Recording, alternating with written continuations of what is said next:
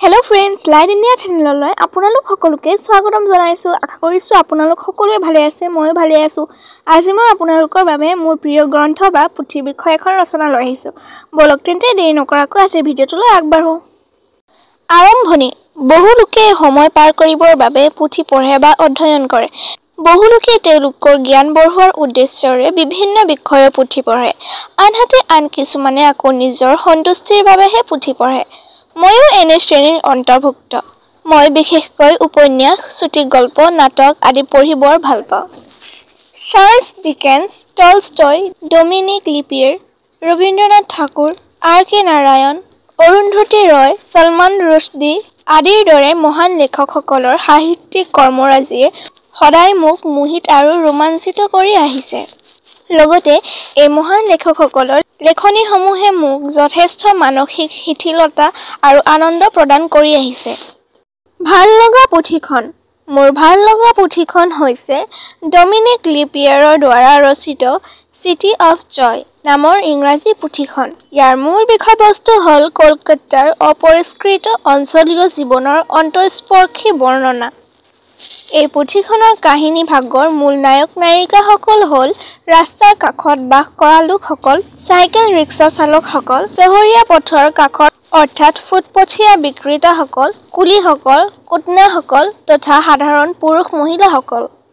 লেখকে পুথিখনৰ মাজেৰে এইসকল লোকৰ হৰ্ষ বিষাদৰ মুহূৰ্ত, সহনশীলতা গুণ আৰু পুতৌজনক জীৱন সংগ্ৰামৰ চিত্ৰটি সুন্দৰভাৱে অংকন কৰিছে। পুথিখন মুখ্যভাৱে সমাজৰ অতিকৈ অৱহেলিত লোকচামৰ ওপৰত ৰচিত। কিন্তু এনে দুখজনক সংঘৰ্ষময় জীৱনৰ মাজতো যেন লেখকে বিচাৰি পাইছে সুখ, সাহস, শ্ৰেষ্ঠত্ব আৰু ভাল গুণৰ পৰিচয়। পুথিখনৰ কাহিনী ভাগে মোৰ অন্তৰ এনেভাৱে স্পৰ্শ কৰিবলৈ সক্ষম হৈছে যে যোৱা কেইবছৰমানৰ ভিতৰত পুথিখন কেইবাবাৰো পঢ়ি পেলালো। পুথিখন ভাল লগাৰ কাৰণ। পুথিখনৰ মুখ্য আকৰ্ষণ যিয়ে মোক বৰকৈ আকৰ্ষণ কৰিছে সেয়া হ'ল লেখকে পুথিখনৰ যোগেৰে আগবঢ়োৱা কাহিনী ভাগৰ পুংখানুপুংখ বিৱৰণ। লেখকে কাহিনী ভাগৰ মাজেৰে কলকাতাৰ অপৰিষ্কৃত অঞ্চলৰ ঠাইখোৱা বসবাসৰ পৰিৱেশ, লেতেৰা নলা-নৰ্দমা, ঠেক ফুটপাথবোৰ, তাত বাস কৰা সাধাৰণ মানুহৰ কাজিয়া মাৰপিট, তেওঁলোকৰ ভোজ উৎসৱ আদিৰ এক বাস্তৱধৰ্মী জীৱন্ত ৰূপ আগবঢ়াইছে। যিকোনো পুথিৰে কাহিনী বা মূল বিষয়বস্তুভাগ সত্যতা ভৰা আৰু বাস্তৱধৰ্মী হ'লেই ই অধিক ৰোমাঞ্চকৰ হৈ পৰে। এই পুথিখনো তেনে এক শ্ৰেণীৰ অন্তৰ্ভুক্ত। সেয়েহে নিঃসন্দেহে এই পুথিখনে বহুতো আন্তৰ্জাতিক খ্যাতি অৰ্জন কৰিবলৈ সক্ষম হৈছে।